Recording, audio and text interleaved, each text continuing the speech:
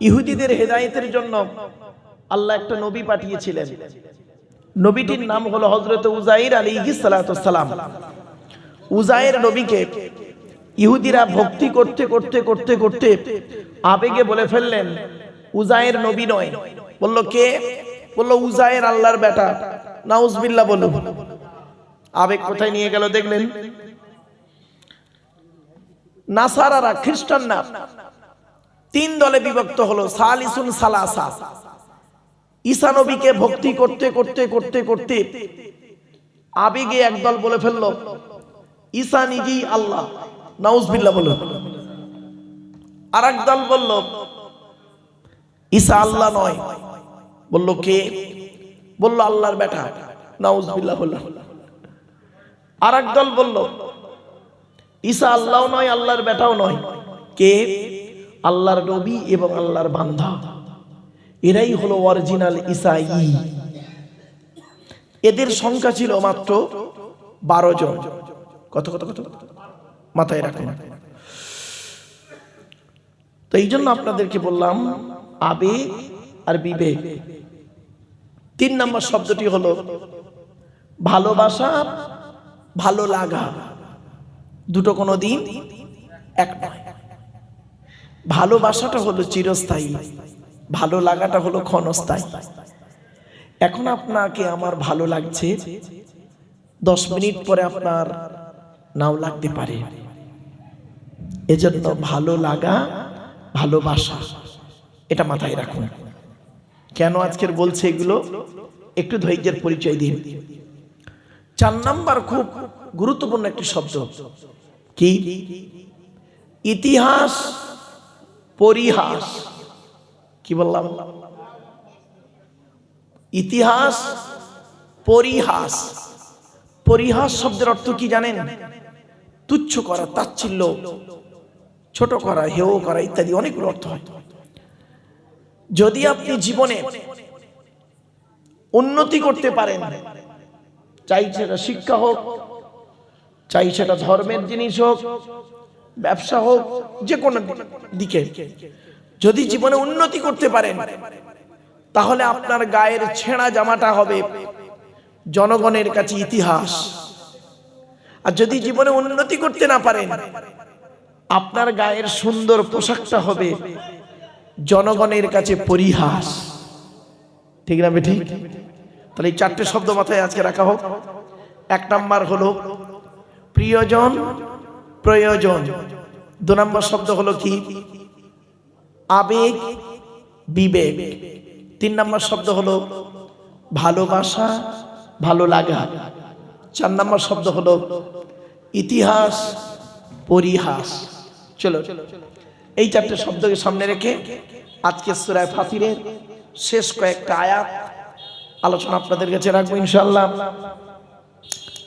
তার আগে আমাদের আরো কিছু জিনিস, একটু প্রাথমিক জিনিস সাময়িকভাবে জেনে নিতে হবে। আমাদের সৃষ্টিকর্তার নাম হলো আল্লাহ। আল্লাহর পরিচয় হলো 4টে। আল্লাহ নিজেই বলেছেন, কুল, নবী তুমি বলো, হুয়াল্লাহু আহাদ, আল্লাহ হলেন একক। 2 নাম্বার আল্লাহুস সামাদ, আল্লাহ হলেন অমুখপেক্ষী। আল্লাহ কারোর মুখপেক্ষী নন, সারা পৃথিবী তার মুখপেক্ষী। 3 নাম্বার লাম ইয়ালিদ ওয়া লাম ইউলাদ, আল্লাহ কাউকে জন্ম দেয়নি, আল্লাহ কেউ জন্ম দেয়নি। 4 নাম্বার ওয়ালাম ইয়াকুল লাহু কুফুয়ান আহাদ, আল্লাহর সমকক্ষ কেউই নেই। এই হলো আল্লাহর 4টে পরিচয়। আল্লাহ যুগে যুগে মানুষকে হেদায়েতের জন্য নবী রসুল পাঠিয়েছেন। পৃথিবীতে নবী এসেছেন কটা? 1,24,000। রসুল এসেছেন কটা?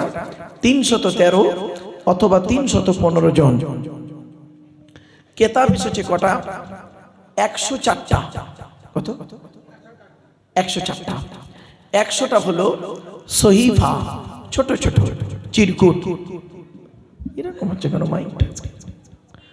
100টা হলো সহিফা, ছোট ছোট চিরকুট। কাদের উপরে কটা এলো? আদম নবীর উপরে এসেছে 10টা, ইব্রাহিম নবীর উপরে এসেছে 10টা, শীষ নবীর উপরে এসেছে 30টা, ইদ্রিস নবীর উপরে এসেছে 50টা। এই মোট 100টা। এবার 101 নাম্বার কেতাবের নাম কি? কিতাবটির নাম হলো তাওরাত। হিব্রু ভাষায় এসেছে। রমজান মাসের 6 তারিখে মুসা নবীর উপরে 1000 পারা বিশিষ্ট 40 দিন ধরে। 102 নম্বর কিতাবের নাম কি? কিতাবটার নাম হলো জবুর। 150 পারা বিশিষ্ট, খণ্ড বিশিষ্ট। দাউদ নবীর উপরে গ্রিক ভাষায় রমজান মাসের 8 তারিখে। 103 নম্বর কিতাবটির নাম কি? কিতাবটির নাম হলো ইনজিল। নবীটার নাম হলো ঈসা নবী। সুরিয়ানি ভাষায় 27 পারা বা খণ্ড বিশিষ্ট রমজান মাসের 18 তারিখে। 104 নম্বর কিতাবের নাম কি? কিতাবটা হলো আমার হাতেই রয়েছে সামনে, কোরআন মাজিদ। এই কোরআন রমজান মাসের লাইলাতুল কদরের রাতে হযরত মুহাম্মদ সাল্লাল্লাহু আলাইহি সাল্লামের উপরে 30 পারা বা খণ্ড বিশিষ্ট আরবি ভাষাতে 1 ফেব্রুয়ারি সোমবার 610 সালে নাজিল হয়েছে। 22 বছর 9 মাস 14 দিন, কম বেশি 23 বছর ধরে এই কোরআন কোনো ঘটনাকে কেন্দ্র করে, কোনো ব্যক্তিকে কেন্দ্র করে, কোনো বস্তুকে কেন্দ্র করে, কোনো জায়গাকে কেন্দ্র করে অবতীর্ণ হয়েছে। এই কোরআন যার উপরে এলো তার নাম হলো মুহাম্মদ সাল্লাল্লাহু আলাইহি ওয়াসাল্লাম। তার পরিচয়টা কি? তিনি হলেন শেষ নবী। কুরাইশ বংশে তার জন্ম। মুহাম্মাদের বাপের নাম আব্দুল্লাহ, আব্দুল্লাহর বাপের নাম আব্দুল মুত্তালিব, আব্দুল মুত্তালিবের বাপের নাম আব্দে মান্নাফ, আব্দে মান্নাফের বাপের নাম হাশেম, হাশেমের বাপের নাম কুসাই, কুসাইয়ের বাপের নাম কিলাব, কিলাবের বাপের নাম মুররা, মুরার বাপের নাম লুবাই, লুবাইয়ের বাপের নাম কাব, কাবের বাপের নাম গালিব, গালিবের বাপের নাম ফিগির, ফিগির থেকে কুরাইশ বংশ এসেছে। নবীর বাপের নাম আব্দুল্লাহ, মায়ের নাম আমিনা, দাদার নাম আব্দুল মুত্তালিব, দাদির নাম হলো নেতিলা বিনতে খব্বাব ব্রাকেটে ফতেমা, কেউ বলেছেন সামিরা। নবীর নানার নাম হলো আব্দুল ওয়াহাব জুহরি, নবীর নানির নাম হলো বারিরা বা বাররা, নবীর দুধবার নাম হলো হালিমা, নবীর দুধ বাপের নাম হলো হারেস, নবীর দুধ ভাইয়ের নাম আব্দুল্লাহ, নবীর বাপের নাম আব্দুল্লাহ, নবীর দুধ ভাইয়ের নাম আব্দুল্লাহ, দূরে যেন এক করে ফেলবেন না। নবীর জন্ম 570 খ্রিস্টাব্দে। ইংরেজি কি মাস ছিল? 29 আগস্ট। আরবি মাস ছিল রবিউল আউয়াল মাস। 12 তারিখ মতান্তরী 9 তারিখ সোমবার শবে সাদেকের সময় আরবের মক্কা নগরী কুরাইশ বংশে নবীর জন্ম। নবীর বাপেরা হলো 10 ভাই, নবীর মায়েরা হলো 19 বোন। নবীর 9টা চাচা, 18টা খালা, 6টা ফুপু, 7টা ছেলে মেয়ে। নবীর 9টা চাচার নাম কি? বড় চাচার নাম হারেস, জুবায়ের, মুকাইয়িব, ফাইদা, জাইদা, আবু লাহাব, হামজা, আব্বাস, আবু তালেব। নবীর বাপ হলো আব্দুল্লাহ। সংক্ষেপে বলে দিলাম কেন? যার উপরে কোরআন নাযিল হয়েছে তার পরিচয়টা আমাদের জানতে হবে। চলো, তাহলে আল্লাহর পরিচয় পেলাম, নবীর পরিচয়টা পেলাম। এবার আসছে কোরআনের পরিচয়টা। কোরআনের পরিচয় কি? কোরআন আল্লাহর তরফ থেকে জিবরাইলের মাধ্যমে হযরত মুহাম্মদ সাল্লাল্লাহু আলাইহি ওয়াসাল্লামের উপরে আরবের মক্কা নগরের নিকটবর্তী একটি গুহা, গুহাটির নাম হলো হেরা। হেরা নামক গুহাতে 610 খ্রিস্টাব্দে 1 ফেব্রুয়ারি সোমবার কোরআনের প্রথম আয়াত নাযিল হলো, ইকরা, রিড, পড়ো পড়ো পড়ো। কোরআনের ভিতরে কি আছে? 30টা পারা, 540টা রুকু, 114টা সূরা, 14 থেকে 15 খানা সাজদা, 7টা মানজিল, 8 থেকে 12 খানা সাক্তা, 6666টা আয়াত, কেউ বলেছেন 6236টা আয়াত, 3,23,215টা অক্ষর। এ কোরআন 22 বছর 9 মাস 14 দিন, কম বেশি 23 বছর ধরে কোনো ঘটনাকে কেন্দ্র করে, কোনো ব্যক্তিকে কেন্দ্র করে, কোনো বস্তুকে কেন্দ্র করে, কোনো জায়গাকে কেন্দ্র করে কোরআনের আয়াতগুলো নাজিল হয়েছে। 6000 আয়াত নাজিল হয়েছে, 12,000 জায়গায় নাজিল হয়েছে। আমরা কটা জায়গার নাম জানি? শুধু মক্কা আর মদিনাই জানি। কেন? ওই সূরার প্রথমে লেখা আছে মক্কিয়া আর মাদানিয়া, এইটুকু না বাবা। 6000 আয়াত 12,000 জায়গায় নাজিল হয়েছে। চলো, এই কোরআনের ভিতরে আরো কিছু আছে, সহজে বলে দিচ্ছি। এই কোরআনের ভিতরে আছে 250 রকমের হারাম। কত কত কত? 250 রকমের হারাম, 250 রকমের হালাল। হারাম হালাল আয়াত হলো 500টা। আপনি আমি কটা হারাম জানি? সুদ খাওয়া, মদ খাওয়া, ঘুষ খাওয়া, বিয়ের পণ নেওয়া, নারী নির্যাতন করা, জমির আল চুরি করা, হুক মেরে কারেন্ট নেওয়া, আর জানি না। 250 রকমের হারাম আছে এই কোরআনে, 250 রকমের হালাল আছে এই কোরআনে। এই কোরআনে ইয়া আইয়ুহাল্লাযীনা আমানু আছে 88 জায়গায়। আর এই কোরআনে নামাজের কথা আলোচনা করা আছে বিভিন্ন অ্যাঙ্গেলে 82 জায়গায়। এই কোরআনে লেখাপড়ার কথা আছে 92 জায়গায়। এই কোরআনে পিতামাতার সেবা যত্ন করতে হবে রয়েছে 16 জায়গায়। কত কত? এগুলো মাথায় রাখুন। 16 জায়গায় আছে পিতামাতার সেবা যত্ন করতে হবে। এই কোরআনে রয়েছে 1000-এরও বেশি আয়াত হলো বিজ্ঞান ভিত্তিক। আপনি আমি জানি না, তাই বুঝি না। আমার জীবনে একটা বাস্তব অভিজ্ঞতা আপনাদের সঙ্গে শেয়ার করছি। একজন অমুসলিম কলেজের প্রফেসর, ব্রাহ্মণ ঘরের সন্তান, আমার সঙ্গে দেখা করতে এসে উনি আমাকে বললেন যে মারুফ সাহেব, স্যার আমি একটা কলেজে কাজ করি, তো আমি আপনার বক্তব্য কন্টিনিউ শুনি। আমি বললাম থ্যাংক ইউ। উনি বললেন স্যার আমি কোরআন পড়ে বুঝলাম, পেলাম শূকরের মাংস খাওয়া হারাম, সুদ খাওয়া হারাম, মদ খাওয়া হারাম, ব্যভিচার করা হারাম। আমি বললাম হ্যাঁ। উনি বললেন কাদের জন্য হারাম? যারা আল্লাহকে বিশ্বাস করে, নবীকে বিশ্বাস করে, তাদের জন্য হারাম। আমি তো আল্লাহকে বিশ্বাস করি না, আমি তো নবীকে বিশ্বাস করি না, তা আমি যদি সুদ খাই, মদ খাই, ঘুষ খাই, অথবা ব্যভিচার করি, শূকরের মাংস ভক্ষণ করি, তাহলে কেন সৃষ্টিকর্তা আল্লাহ আমাকে কিয়ামতের মাঠে শাস্তি দেবেন? আমাকে তো হালাল খেতে কোরআনে বলেনি। মারাত্মক প্রশ্ন কিন্তু। আমাকে তো আল্লাহ কোরআনে হালাল খেতে বলেনি, বলেছে কাদের? ইয়া আইয়ুহাল্লাযীনা আমানু, হে ঈমানদার বান্দাগণ। তা আমি তো ঈমানদার বান্দা নই। তখন আমি ওনাকে বলেছিলাম স্যার আপনি কি গোটা কোরআন পড়েছেন? তা বললো হ্যাঁ। আমি বললাম স্যার কোন এক জায়গায় সামান্য একটু মিস্টেক হয়ে গেছে। বলছে কিরকম? আমি বললাম স্যার গোটা কোরআনের মধ্যে 3 শ্রেণীর লোককে আল্লাহ হালাল খেতে বলেছেন। কয় শ্রেণী? 3 শ্রেণীর লোককে আল্লাহ হালাল খেতে বলেছেন। চলুন আমরা এই 3 শ্রেণীর মধ্যে পড়ি কিনা একটু দেখি।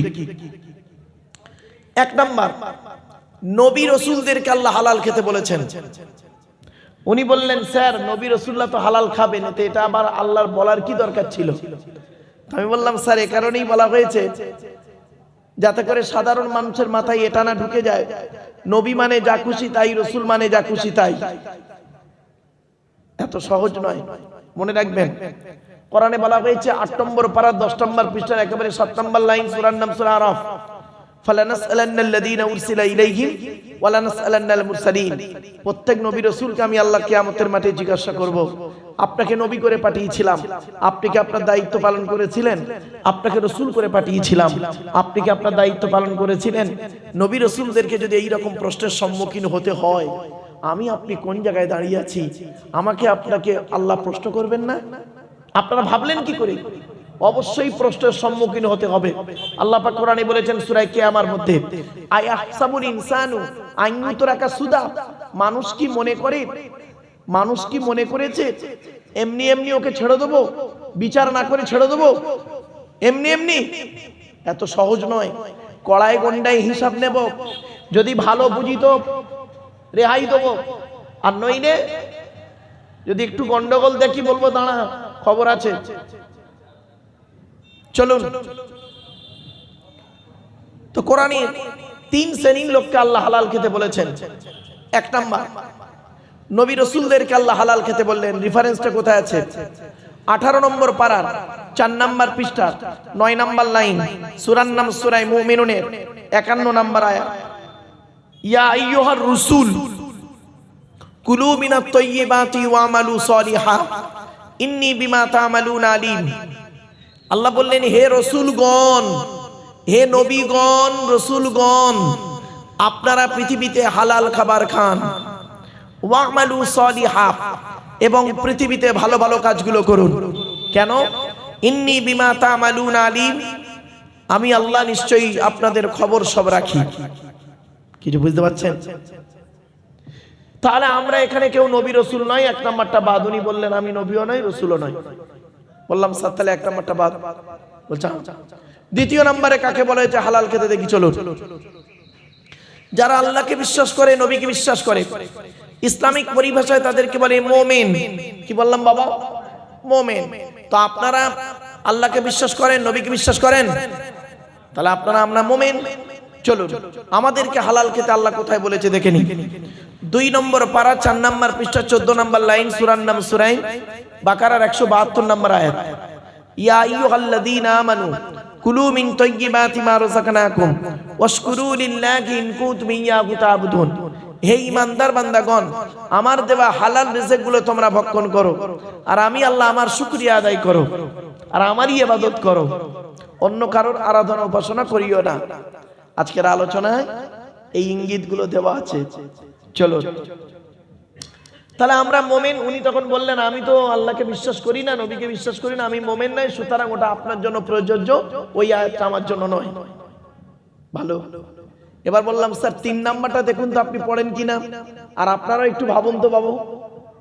আমি বললাম কোরআনে বলা হয়েছে সমগ্র মানব জাতিকে আল্লাহ হালাল খেতে বলেছেন। জোরে বলুন সুবহানাল্লাহ। বলছে মানব জাতিকে হালাল খেতে বলেছে? বললাম হ্যাঁ স্যার। আপনি মানব জাতির মধ্যে পড়েন কি? বলছে হ্যাঁ আমি মানব জাতির মধ্যে। নাকি? আমি বললাম স্যার আপনি কি এটা ভাবেন ম্যাংকি থেকে ম্যান, বাঁদর থেকে মানুষ, এটা বিশ্বাস করেন কি? বলছে না না না না, আমি আদমের সন্তান, আমি আদমের সন্তান, আমি একজন মানুষ, মানব জাতির মধ্যে একজন। তাই বললাম স্যার আপনি হিন্দু হন, মুসলিম হন, জৈন, খ্রিস্টান, ব্রাহ্মণ, যাই হন না কেন, আপনাকে হালাল খেতে হবে। এটা আমি বলিনি, কোরআনে বলা হয়েছে। চলুন আমি। উনি তখন করলেন কি, লিখে নিলেন কোরআনের কোথায় লেখা আছে শুনে নিন। 2 নম্বর পারা 4 নম্বর পৃষ্ঠা একেবারে 8 নম্বর লাইন, সূরার নাম সূরা বাকারার 168 নম্বর আয়াত। ইয়া আইয়ুহান নাস, নাস মানে মানব, ইয়া আইয়ুহান নাস, হে মানব জাতি, কুলু মিম্মা ফিল আরদি হালালান তাইয়্যিবা, পৃথিবীতে আমার দেওয়া হালাল রিজিকগুলো তোমরা ভক্ষণ করো। ওয়ালা তাত্তাবিউ খুতুওয়াতিশ শায়তান, শয়তানের পথকে অনুসরণ করিও না। ইন্নাহু লাকুম আদুউম মুবিন, শয়তান হলো তোমাদের প্রকাশ্য দুশমন। তখন আমি বললাম স্যার আপনার কি ধারণা হয় কোরআন শুধু মুসলমানদের জন্য এসেছে? উনি বললেন আমি তো তাই মনে করতাম। বললাম না স্যার, কোরআন শুধু মুসলমানদের জন্য আসে নাই, হুদাল্লিন নাস, মানুষের হেদায়েতের জন্য কোরআন এসেছে।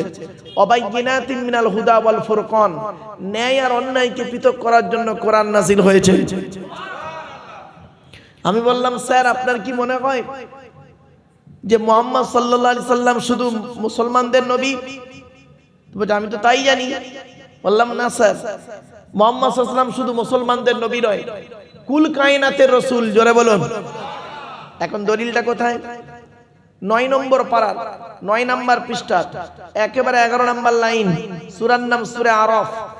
কুল, নবী তুমি বলো, ইয়া আইয়ুহান নাস, হে মানব জাতি, ইন্নী রাসূলুল্লাহি ইলাইকুম জামিয়া, কুল কায়নাতের রাসূল করে মুহাম্মদ সাল্লাল্লাহু আলাইহি সাল্লামকে আল্লাহ পাঠিয়েছেন।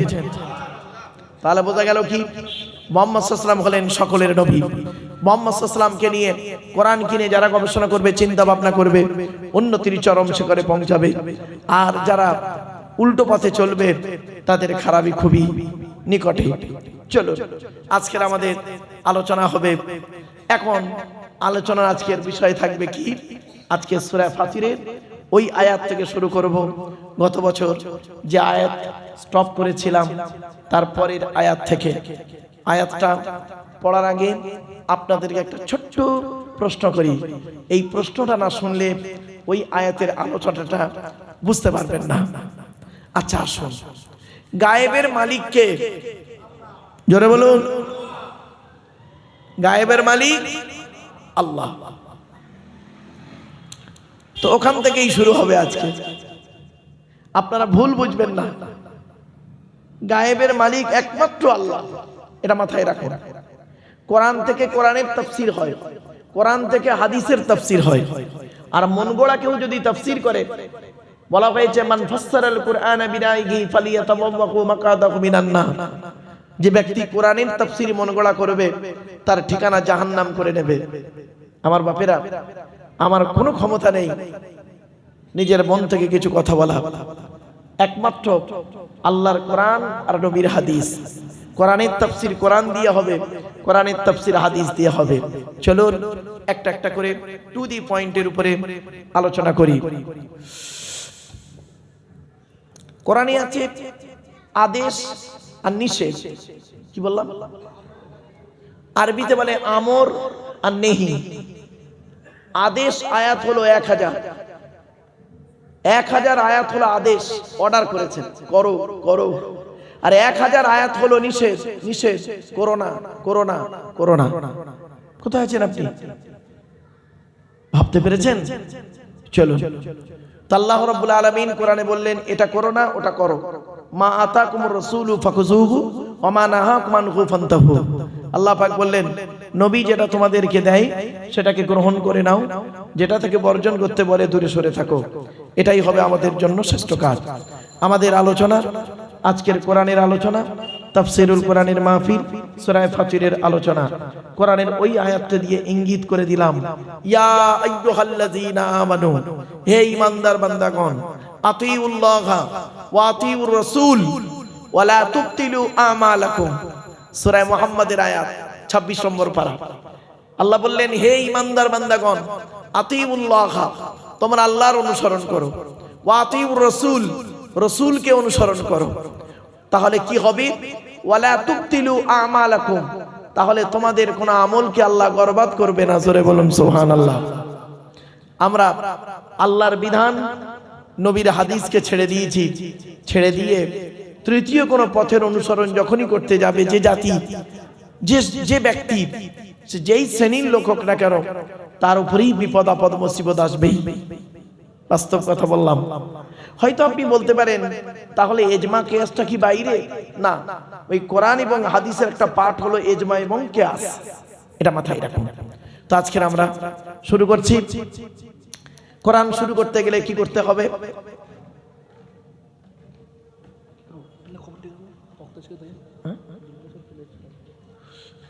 কোরআন পড়তে গেলে সর্বপ্রথম কি পড়তে হবে? তাউজ তাসমিয়া, মানে আউজ বিল্লাহ বিসমিল্লাহ। আল্লাহ রাসূল বলেছেন তাউজ তাসমিয়ার কথা কোরআনেও বলা হয়েছে। কি?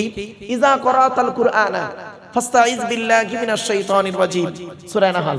আল্লাহ বলছেন তুমি যখন কোরআন পড়বে, ইজা করাতাল কুরআনা, যখন তুমি কোরআন পড়বে, ফাস্তাইজ বিল্লাহি মিনাশ শাইতানির রাজিম, সুতরাং শয়তান মারদুদ হইতে আল্লাহর কাছে পানাহ চেয়ে নাও।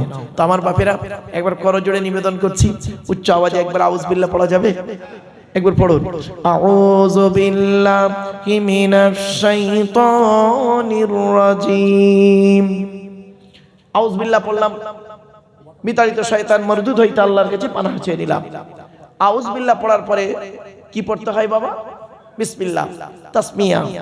আল্লাহর নবী বলেছেন বিসমিল্লাহ। আচ্ছা, আগে কোরআন থেকে বলি। আল্লাহ রাসূল, আল্লাহ পাক কোরআনে বলেছেন ওই খাবারটা তোমরা খেও না যেটা আল্লাহর নাম নেওয়া হয়নি, ওই খাবার তোমরা খেও না, তোমাদের জন্য হারাম। আর রাসূল বললেন কুল্লু আমরিন জিবালিন লাম ইউবদা বিসমিল্লাহির রাহমানির রাহিম ফাহুয়া আফতার। আল্লাহর নবী বলেন প্রত্যেকটা কাজ যখন শুরু করবে বিসমিল্লাহ দিয়ে শুরু করবে, আর বিসমিল্লাহ ছাড়া যদি ওই কাজ শুরু হয় তাহলে ওতে কোনো বরকত হবে না, ওটা হবে লেজ কাটা। তাই একবার উচ্চ আওয়াজে আন্তরিকতা নিয়ে বিসমিল্লাহ পড়া যাবে? একটু পড়েন, বিসমিল্লাহির রাহমানির রাহিম। এর বাংলা মানে কি? আল্লাহর নামের সঙ্গে যিনি পরম দয়ালু দয়াবান। শুরু করছি লেখা ওখানে নেই, ওটা ধরে নিতে হয়। চলো এবারে আসছে বিসমিল্লাহ পড়লাম কেন? আল্লাহ নবী বলেছেন মান ক্বালা বিসমিল্লাহির রাহমানির রাহিম মাররাতান লাম ইয়াবকি মিন যুনুবিহি যাররা। আল্লাহ নবী বলেন যে ব্যক্তি একবার বিসমিল্লাহির রাহমানির রাহিম পড়বে তার জিন্দেগীর সমস্ত সগীরা গুনাহগুলো আল্লাহ maaf করে দেবে। এজন্য আউজ বিল্লাহ বিসমিল্লাহ দিয়ে শুরু করবেন। আল্লাহর নবী প্রত্যেকটা কাজ শুরু করতেন বিসমিল্লাহ দিয়ে। খেতে গেলে আল্লাহর নাম, শুতে গেলে আল্লাহর নাম, যা কিছু করতেন আল্লাহর নাম দিয়ে শুরু করতেন। দুঃখের বিষয় আমরা কিন্তু সেই জিনিস থেকে অনেকটাই পিছিয়ে গেছি। এজন্য আপনাদেরকে আমার অনুরোধ রইল, আপনি একটু ভাবুন আর কোরআনের মাহফিলে বসুন। আজকের বিভিন্ন দিক থেকে বিভিন্ন অ্যাঙ্গেলে আলোচনা রাখবো ইনশাআল্লাহ। একবার নবীর উপরে দরুদ শরীফ, আল্লাহুম্মা সাল্লি আলা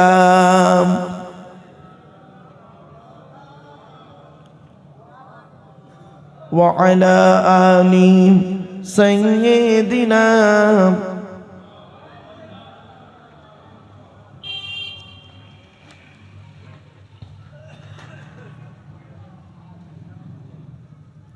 আমার বাপেরা, আমি আপনাদেরকে একটা প্রশ্ন করলাম না এখনই কিছুক্ষণ আগে, গায়েবের মালিক কে? আল্লাহ। এখানে আল্লাহ তাই বলছেন, আল্লাহ রাব্বুল আলামিন সব কিছু জানেন। আজকে যে আয়াত শুরু হচ্ছে সে আয়াতটি হচ্ছে শেষ রুকু। এক রুকুই আছে আজকে, শেষ রুকু। এটা শেষ রুকু। এই শেষ রুকুটাই আজকে আপনাদের কাছে আলোচনা করলে ইনশাআল্লাহুল আজিজ সূরা ফাতির শেষ হয়ে যাবে। খুব বড় সূরাটা ছিল, কয়েক বছর ধরে আপনারা আলোচনা শুনে আসছেন। আজকে লাস্ট রুকুটা রয়েছে। আয়াতটা প্রথম পড়ি, ইন্নাল্লাহা আলিমু গায়বিস সামাওয়াতি ওয়াল আরদ ইন্নাহু আলিমুম বিযাতিস সুদূর। প্রথমে বাংলা মানেটা শুনে নিন। নিশ্চয়ই আল্লাহ আসমান এবং জমিনের গায়েবের সমস্ত খবর জানেন। জোরে বলুন। এমনকি ইন্নাহু আলিমুম বিযাতিস সুদূর, প্রত্যেকের অন্তরের খবরও আল্লাহ রাখেন।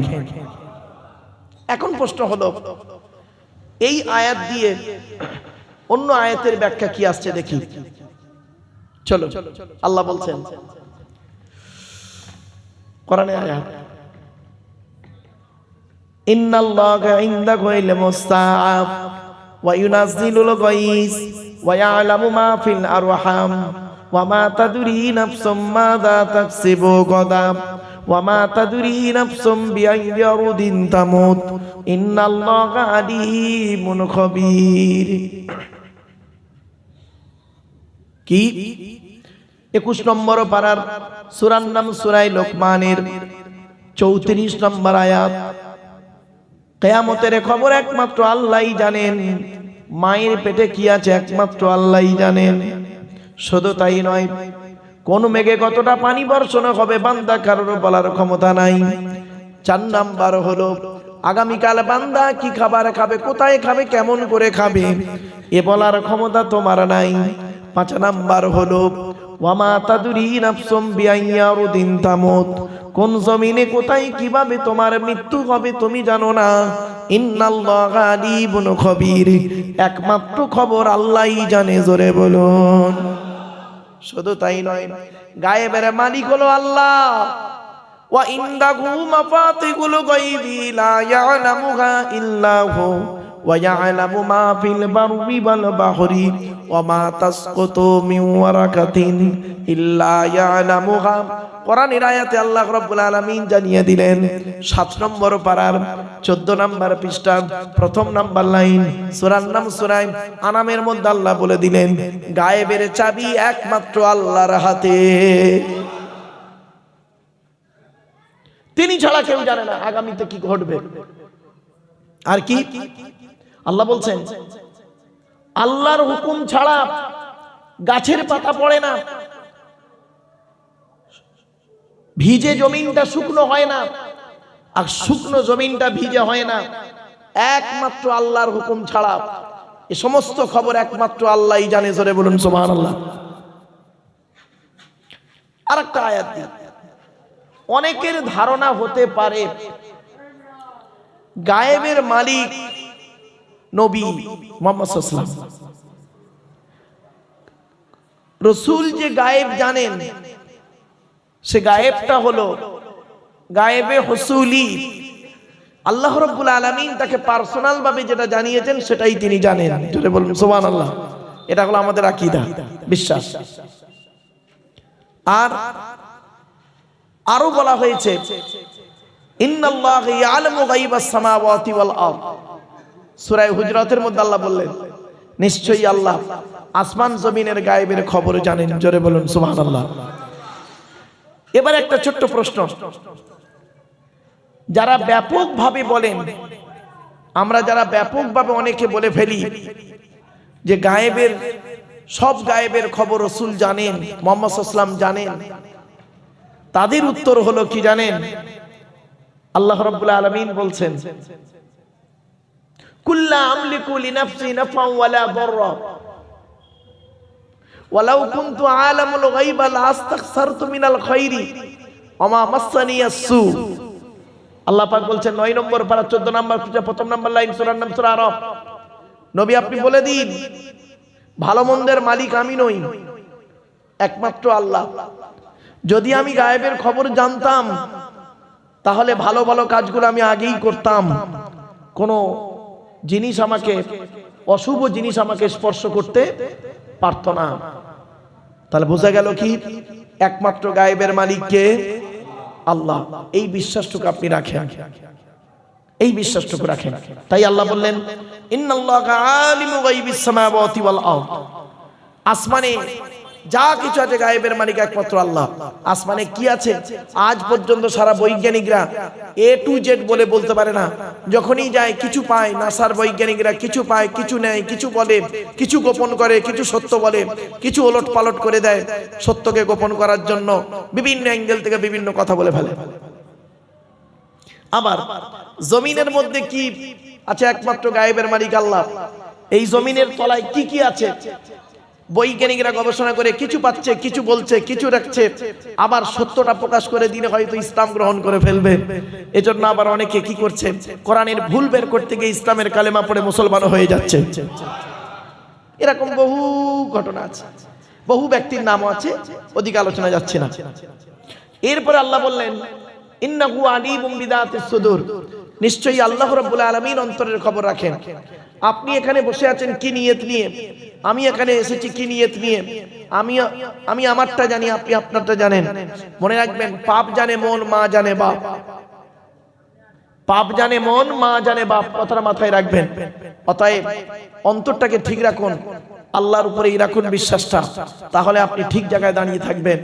আর যদি আপনি অন্তর্যামীকে অন্য জায়গায় অন্যকে কাউকে স্থান করে দেন, তাহলে আপনি সমস্যায় পড়বেন। এটা মনে রাখবেন। আল্লাহ এবং রসুল সম্পর্কে কি ধারণা রাখতে হবে আমাদের? এই যে সমস্যাটা উঠলো, সমাধান করে দিচ্ছি। কি ধারণা রাখবেন? আল্লাহ হলেন খালিক, নবী হলো মখলুক। আল্লাহ হলেন সৃষ্টিকর্তা, এটা মাথায় রাখতে হবে আমাদের। আপনি এমন কিছু আবেগে করবেন না। আমি সেই বলেছিলাম আবেগ আর বিবেক, মনে পড়ছে? আবেগে এমন কিছু কথা বলে ফেলবেন না, এমন কিছু করে ফেলবেন না, নবীকে ভক্তি করতে করতে ঈমানটা হারিয়ে ফেলবেন না। এখন আপনাকে প্রশ্ন হতে পারে, নবীকে ভক্তি করতে গিয়ে ঈমান হারায়? তার দলিল প্রথমেই বলেছিলাম, ইহুদিদের হেদায়েতের জন্য উজায়ের নবীকে পাঠিয়েছিল। ইহুদিরা কি করলো? উজায়ের নবীকে ভক্তি করতে করতে আল্লাহর বেটা বানিয়ে দিল। মনে পড়ছে? বক্তব্য শুরুতেই বলেছিলাম কেন, এই কারণে। আমি প্রথমে যে কথাগুলো বলি জিসটা বলে দিলাম, এবারে আস্তে আস্তে করে খোলাসা করব, ক্লিয়ার হয়ে যাবে। আর প্রথমেই যদি আমি শুরু করি তাহলে আপনি বুঝতেই পারবেন না কি বলছে, সমস্যায় পড়ে যাবেন। এজন্য মূল জিসটা আমি প্রথমে টুকটুক টুকটুক করে বলে দিয়েছিলাম। এজন্য আবেগ নিয়ে চলবেন না, বিবেক নিয়ে চলুন বিভিন্ন ক্ষেত্রে। আর একটা কথা আপনাকে বলি, যুবকদেরকে বলি, যুবক সে ভাইরা এখন ওরা আবেগে চলে, কিন্তু 40 বছর বয়সের পরে না আর আবেগ থাকে না। ঠিক না বেটি? জাস্ট একটা 15-20 বছরের ছেলে এখনই যে কাজটা করবে, 40 বছরের বয়স্ক মানুষ সে কাজটা করতে গেলে 5 বার ভাববে। আপনি বয়স বলছেন, গত বছরে আলোচনা করেছিলাম যে আয়াতটা, সেই আয়াতটার কি ছিল জানেন? মনে আছে যে উম্মতে মুহাম্মাদীর গড় আয়ু কতদিন? মনে পড়ছে আপনাদের? এবার উম্মতে মুহাম্মাদীর গড় আয়ু হলো, রাসূলুল্লাহ বলেছেন 60 থেকে 70। খুব কম লোকই 70-এর বেশি পায়, মানে হায়াত পায়। এর আগের আয়াতটা ছিল গত বছরে, এটা বলে শেষ করেছিলাম। আর এও পর্যন্ত একটা বলেছিলাম, একজন মানুষ রাসূলুল্লাহর কাছে এসে বলছেন, ইয়া রাসূলুল্লাহ, বেশি দিন বাঁচতে গেলে কি করতে হয়? তা রাসূলুল্লাহ বললেন তোমার বয়স কত? তা লোকটা বললেন আমার বয়স এই।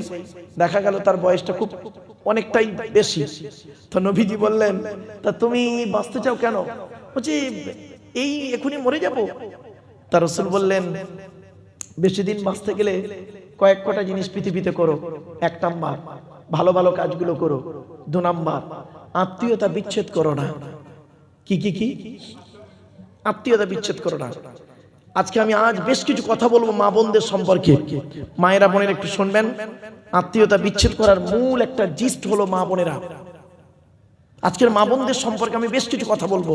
মা বোনেরা ভুল বুঝবেন না, আমাকে একটু ধৈর্যের পরিচয় দিন। এরপর আল্লাহ পাক বলছেন সেই আল্লাহর গুণগান গাইবে যে আল্লাহ জমিনের মধ্যে তোমাদেরকে কি করেছে? খলিফা নিযুক্ত করেছে, প্রতিনিধি নিযুক্ত করেছেন। হুয়াল্লাযী জাআলাকুম খলাইফা ফিল আরদি ফামান কাফারা ফাআলাইহি কুফরুহু। অনেক আছে যে তাদের মধ্যে কুফরি করে, তার উপরেই সে কুফরির মধ্যেই থাকে। যে কুফরি করে, খবরদার আল্লাহকে অস্বীকার করবেন না, আল্লাহকে স্বীকার করুন। সৃষ্টিকর্তাকে আপনাকে স্বীকার করতে হবে। আপনি নিজে নিজে আসেননি, আপনাকে আনা হয়েছে। আপনি হলেন দুর্বল, আমি হলাম দুর্বল, আপনি হলেন দুর্বল।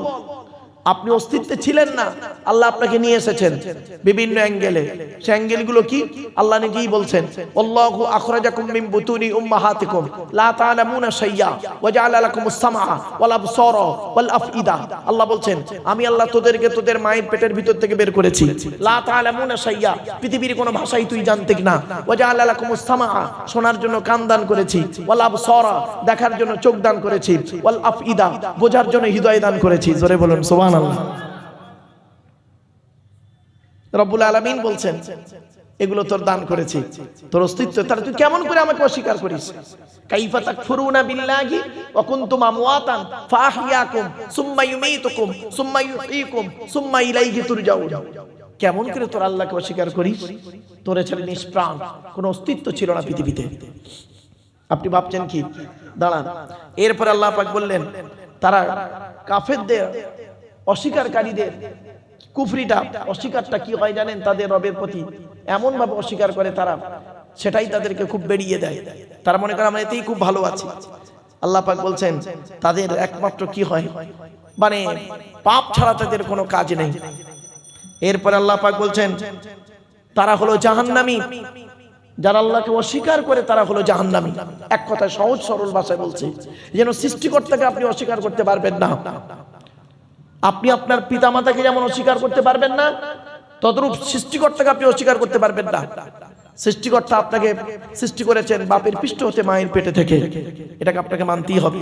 আল্লাহ পাক বললেন ফামান কাফারা ফাআলাইহি কুফরুহু ওয়ালা ইয়াজিদুল কাফিরিনা কুফরুহুম ইনদা রাব্বিহিম ইল্লা মাক্তা ওয়ালা ইয়াজিদুল কাফিরিনা কুফরুহুম ইল্লা খাসারা। ক্ষতি ছাড়া কোনো ব্যাপার থাকে না তাদের। এই জন্য অস্বীকারকারীদের অবস্থা হলো আল্লাহকে স্বীকার করে নেওয়া, আর স্বীকার যদি না করেছে তাহলে হবে সে শয়তানের দল। আর শয়তানের দল কোনোদিন জয়লাভ করতে পারে না। কোরআনে বলা হয়েছে যারা আল্লাহকে অস্বীকার করে, নবীদেরকে অস্বীকার করে, নিজের জন্মকে, অস্তিত্বকে অস্বীকার করে, হায়াত মউতকে অস্বীকার করে, তারা কি হলো? কাফির, কুফর করে, অস্বীকার করলো। কুফর শব্দের অর্থ কি? সত্যকে গোপন করা। আপনি সত্যকে গোপন করেছেন, অতএব আপনার ঠিকানা হবে জাহান্নাম। কোরআন জানিয়ে দিয়েছে। এরপর আল্লাহ পাক বললেন নবী আপনি বলে দিন তোমরা আল্লাহকে ছাড়া অন্য কাউকে যাদেরকে ডাকছো তারা কি পৃথিবীতে কোনো কিছু তৈরি করতে পেরেছেন? আল্লাহ বলছেন তুমি আল্লাহকে ছাড়া অন্য কাউকে ডাকছো, তারা কি পৃথিবীতে কিছু তৈরি করেছে? কিছুই করতে পারেনি।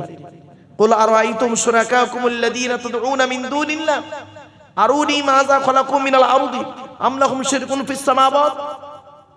তারা কি পৃথিবীতে কিছু তৈরি করেছে? কিছু অংশ করেছে? দেখাও আমাকে। জীবনে পারবে না। এই পৃথিবীর সব কিছু তৈরি করেছেন সৃষ্টিকর্তা আল্লাহ। কোরআনের প্রথমেই বলে দিয়েছে, আমি বক্তব্যের শুরুতেই বলেছিলাম, আল্লাহ পাক বলছেন এই পৃথিবীর সমস্ত জিনিস সৃষ্টি করেছি সুন্দর করে মানুষের জন্য বলে দিয়েছি। গাছপালা, তরুলতা, পশু পাখি, পাহাড় পর্বত, নদ নদী। আল্লাহ পাক বলছেন অতিলকাল আমসালু নাদরিবুহা লিন্নাস ওমা ইয়াকিলুহা ইল্লাল আলিমুন। কোরআনে আল্লাহ পাক বললেন এই আসমান পৃথিবী জমিন সৃষ্টি করেছি কাদের জন্য? মানুষের জন্য। মানুষের জন্য। অতিলকাল আমসালু নাদরিবুহা লিন্নাস ওমা ইয়াকিলুহা ইল্লাল আলিমুন। এগুলো বুঝবে কারা? আলেম লোকেরা বুঝবে, জ্ঞানী লোকেরা বুঝবে, জ্ঞানীরা এগুলো অনুভব করতে পারবে। সেজন্য আল্লাহ পাক কোরআনে 2 জায়গায় বলেছেন কি জানেন? আফালা ইয়াতাদাব্বারুন আল কুরআন, তারা কি কোরআনকে একটু চিন্তা ভাবনা করে না? আপনি কোরআনকে একটু ভাবুন না, কোরআনকে একটু চিন্তা ভাবনা করুন, কোরআন পড়ুন। এই কোরআনকে নিয়ে সারা বিশ্ব গবেষণা করছে। আপনি কি জানেন? ছোট্ট একটা উদাহরণ দিচ্ছি, রেগে যাবেন না কেউ। বর্তমানে ইহুদিদের সংখ্যা বেশি না মুসলমানদের সংখ্যা বেশি?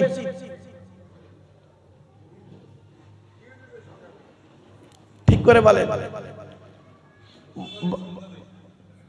সারা খ্রিস্টানদের কথা বলিনি, ইহুদি বর্তমানে পৃথিবীতে ইহুদিদের সংখ্যা খুব কম। ওই ইসরায়েলে আছে 99%, আর বাকি সারা পৃথিবীতে অল্প অল্প ছড়িয়ে ছিটিয়ে আছে। ইহুদিদের সংখ্যা খুব কম, মুসলমানদের সংখ্যা প্রায় 200 কোটি। তাহলে বর্তমানে মার খাচ্ছে কারা বেশি? কেন? যুক্তি কি বলে? যারা সংখ্যায় বেশি হয় তারা মার খায় না, মারে। তাহলে মার খাচ্ছেন কেন?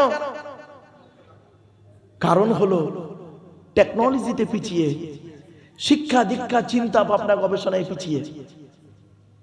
কতদিন মার খাবেন? কতদিন মার খাবেন? শুনে নিন, ইহুদিদের একটা কিতাব আছে, কিতাবটার নাম তালমুদ। কি বললাম? তালমুদ। ওই কিতাবে লেখা আছে, হে ইহুদিরা, তোমরা সেই দিন থেকে মুসলমানদের সঙ্গে পারবে না, সেই দিন থেকে মুসলমানদের সঙ্গে পারবে না যেদিন তোমরা দেখবে মুসলমানদের, যেদিন লক্ষ্য করে দেখবে জুম্মার নামাজের জামাত ফজরের নামাজের জামাতের সমান হবে। তার মানে জুমায় যতগুলো লোক নামাজে জামাতে নামাজ পড়বে, ফজরের নামাজে তত লোক নামাজ পড়বে যেদিন, সেদিন তোমরা বুঝে নেবে আজ থেকে আমরা আর মুসলমানদের সঙ্গে পারবো না। কারণ এরা সেই মুসলমানের বাচ্চা, সেই মুসলমানের উত্তরাধিকারী যে মুসলমানকে নিয়ে 313 জন মুসলমানকে নিয়ে বদরের যুদ্ধের প্রান্তরে 1000 শত্রুর মোকাবেলা করতে গিয়ে হযরত মুহাম্মদ সাল্লাল্লাহু আলাইহি ওয়াসাল্লাম 14 জনকে হারিয়ে ইসলামের পতাকা পুঁতেছিল। এরা তাদেরই উত্তরাধিকারী, অতএব এদের সঙ্গে আর পারা যাবে না। এরা চিন্তা ভাবনা গবেষণায় বিবেক বুদ্ধিতে অনেক উন্নত জায়গায় পৌঁছে গেছে। আর ইহুদিরা এখন খুব ভালো খবর রাখে, ফজরের নামাজ আর জুম্মার নামাজ শিখে নিন, একটু জেনে জান অন্তত, যে মুসলমানদের জুম্মার নামাজ আর ফজরের নামাজটা দেখছে মুসলমানদের জুম্মার নামাজে 3 তালা ভক্তি, আর ফজরের নামাজে ইমাম সাহেব আর 5টা বুড়ো। বুঝেই দিয়েছে এদের যত মারবি কোনো ক্ষতি হবে না। কথাটা শুনতে হয়তো খারাপ লাগলো না? আল্লাহর নবীর জীবনের শেষ কথা ছিল আসসালাত, নামাজ, নামাজ, নামাজ। আমার বাপেরা, এজন্য আমি বলি জলসা কমিটি হতে গেলে 3টে গুণ থাকা দরকার। শুধু জলসা কমিটির নয়, বক্তা শ্রোতা কমিটি 3টে। কি কি? 1 নাম্বার সৎ হতে হবে, 2 নাম্বার হালাল খাবার খেতে হবে, 3 নাম্বার খুব ইম্পর্টেন্ট 5 ওয়াক্ত নামাজি হতে হবে। এত সহজ ভাবলেন?